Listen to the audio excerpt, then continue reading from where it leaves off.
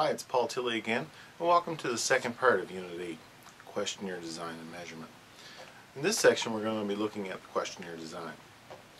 Whenever you think about developing a questionnaire, one of the things you really need to focus on is how can I make the questionnaire as good as possible so that we get the highest number of responses as possible. And there are some issues that I want to talk about in this section that are very important in order to getting your survey right.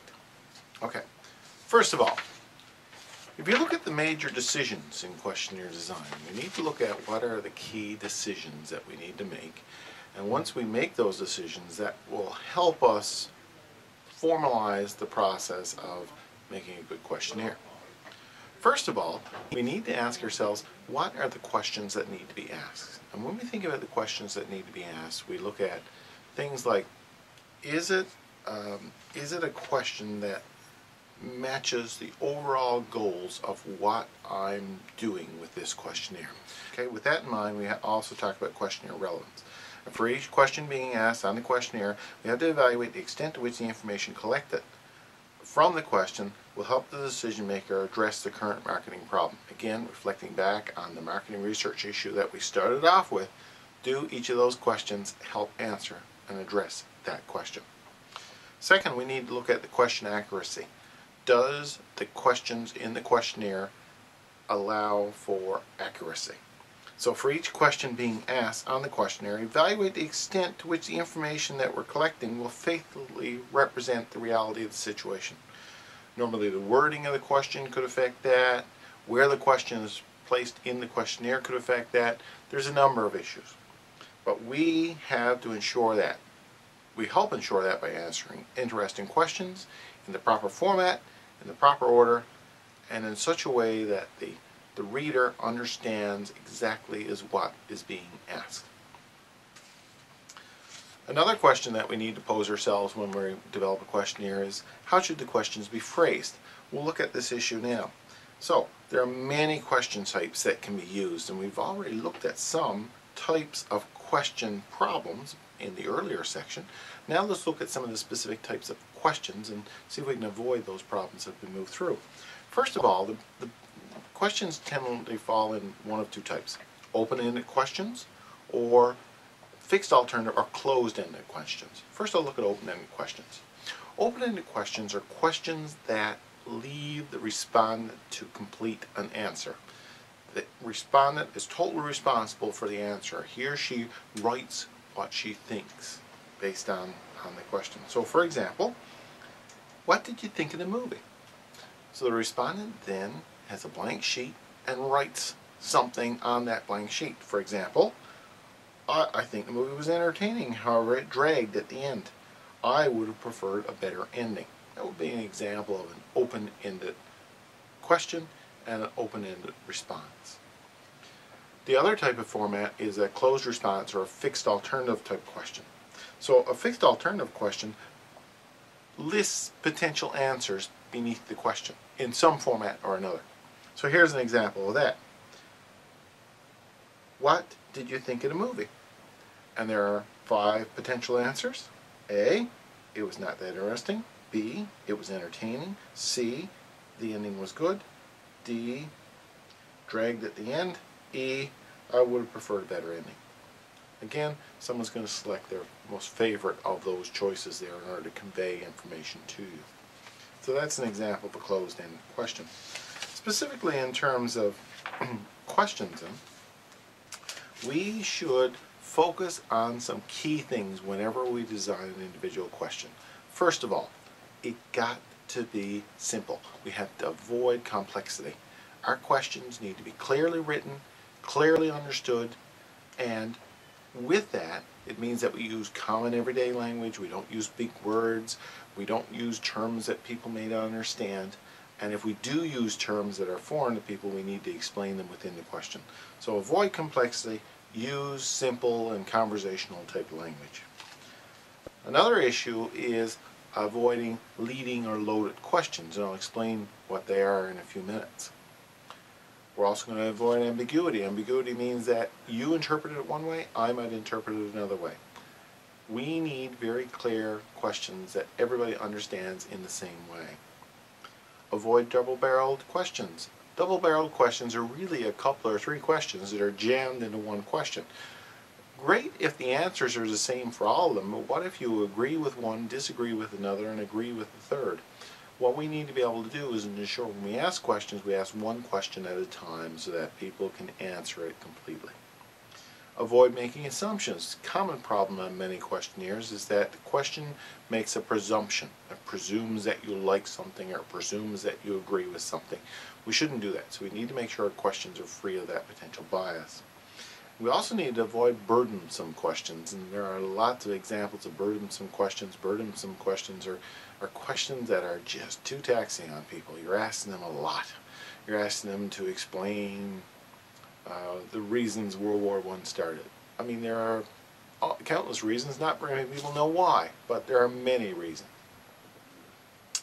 Okay, so I just wanted to give an example of each of those now in turn. First, with regards to complexity. If I asked a question, as you know, some people are quite politically active, while other people often don't have time or aren't interested in taking an active part in political stuff. I would now give you a list of things that people do. Tell me in each case how often you personally do stuff or how often it happens. Following the list with the answers categories: often, sometimes, rarely, never. Firstly, how often do you have a political discussion? Wow, that was long, and that was burdensome, and it was complicated, and it was poorly written, it was clumsy. There was a whole bunch of things there. Whenever we write questions, we need to make sure that we write our questions so that they're clear, concise, and easy to read. If we took that question and we kind of boiled it down to its essence, we would effectively be saying, how often do you take part in political discussions? From there, we could either provide an open-ended question for people to answer, or we can provide some alternatives. But essentially, what it's done is it's taken that very long and convoluted question and slimmed it down. Editing questions is a critical role in questionnaire design. Make sure that when you develop your questions, you edit them so that you keep them as simple and as concise as possible.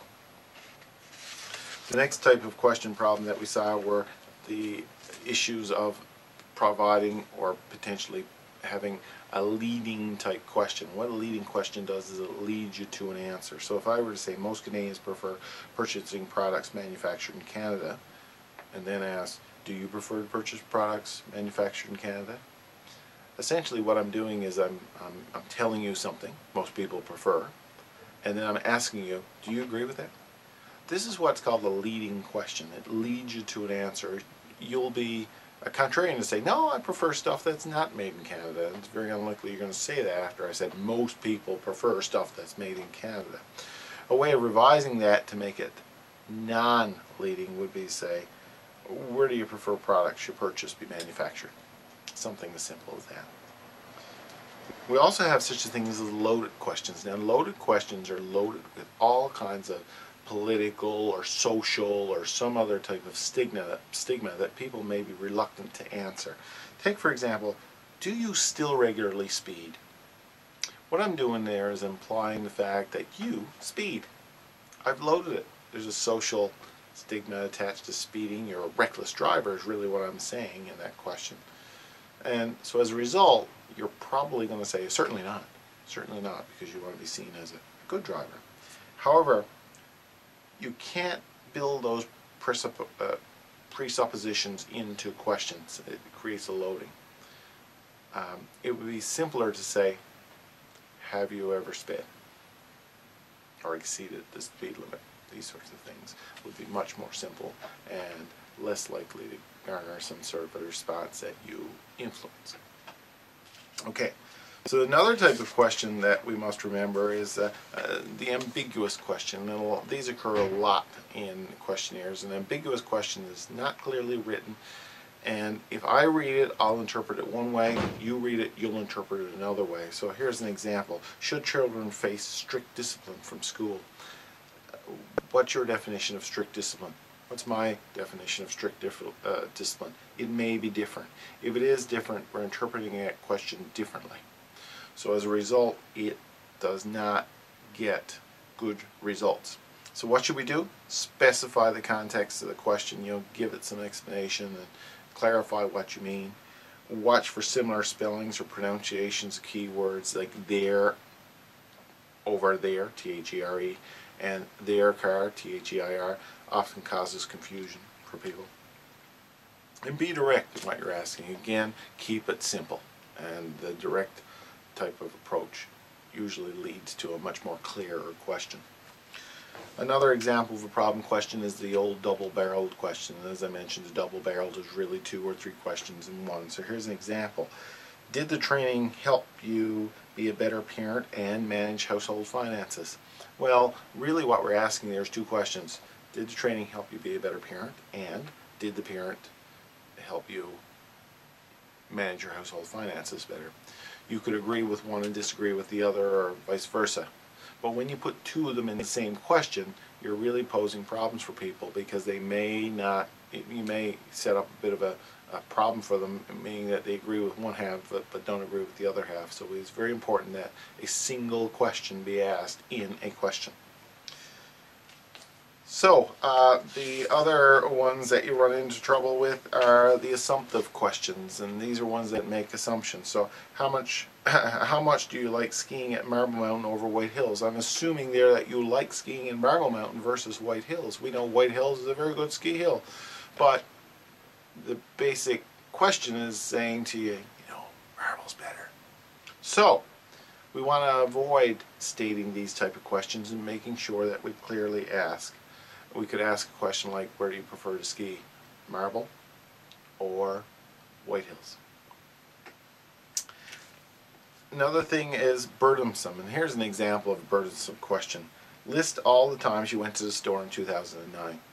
Now, unless you have an exceptionally good memory or note things down, it's very difficult for you to tell me off the top of your head something you did 5 years ago for a whole year. And seeing we go to the store relatively frequently, you're probably not going to remember all of the times, the details of when you went. You might remember a couple of specific occasions, but certainly not all the details of every time you went to the store. It's burdensome. We can't ask those types of questions. It really taxes people's ability, and odds are they're going to walk away from the survey if you ask those types of questions. The next part I want to look at is the actual questionnaire design, and one of the things we want to look at in questionnaire design is how should the survey flow. So you have a bunch of questions. How should you order them? What way should you put them? These sorts of things are really what we're focused on there. We do run into a situation called order bias. And order bias means that you create an impression in people's mind based on the order of which you ask the questions that could cause them to answer the question in a certain way. So we got to start your questionnaire with relatively easy general questions. That gets people into the groove of the questionnaire. It gets people comfortable. It means that, yep, they can start those few early ones and get them done, and they'll be happy, and all these sorts of things. That also helps clarify exactly why they're doing the survey to them. So it focuses their ideas. So start off with general questions. Work your way to more specific questions. Don't put the harder questions up front. Put the harder questions in the back. Harder questions make people say, I'm not going to do this, I'm leaving it. So it's better they leave the end of it rather than the front of it. So make sure harder questions are always in the back. We also want to use the funnel technique. The funnel technique essentially is keep the generals easy stuff up front, the wide stuff, and as we go through the survey it narrows and narrows and narrows so that we can focus people to a more specific point. We also got the issue of branching in questionnaires, and what branching is that there is a pivotal type question that's asked, do you live in Newfoundland? If so, go to question 15. That's what's called a branching question, and effectively what it does is if you meet a certain criteria, you do a certain part of the questionnaire. If you don't meet the criteria, you don't do a certain part of the questionnaire, or you don't do a certain question in the questionnaire. So branching is very important. Now, as of today, in this day and age, a lot of questionnaires are done electronically. Very few questionnaires are done on paper anymore. Because of that, we have to be aware that there are tools out there that allow us to do online questionnaires. The same basic rules of questionnaire design apply, It's just we have to be familiar with the technical aspects of it.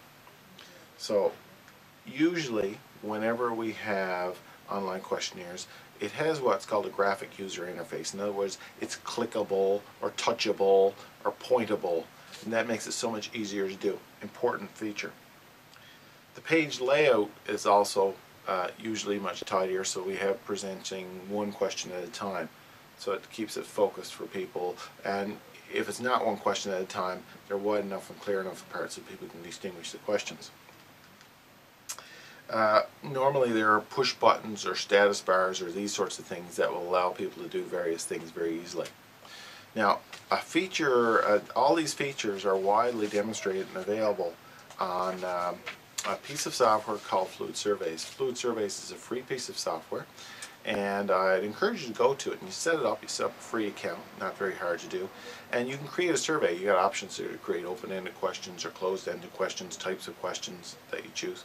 And the thing is, you can email it out or Facebook it out or do any number of things to distribute it, and it automatically collects the information, compiles the information, and analyzes the information for you. It's a wonderful piece of software. So you can take a look at that to get an idea of how electronic surveys are created. Now, the final point that you want to be aware of with regards to electronic surveys is, with regards to any type of survey, let alone electronic surveys, is you just don't do a survey and send it out. It's very important that you pre-test the survey, and pre-testing allows us to find errors, fix errors, and ensures that we got a better opportunity to answer the original question that we started out with.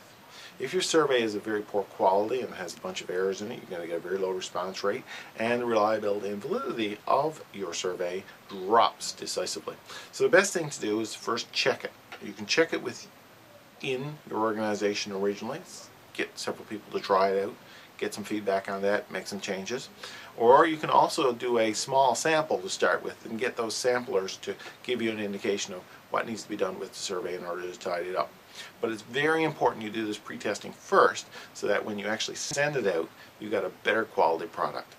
That's this section of the unit. I hope you enjoyed it. This is a very practical part and certainly applies to your project. We'll see you next time.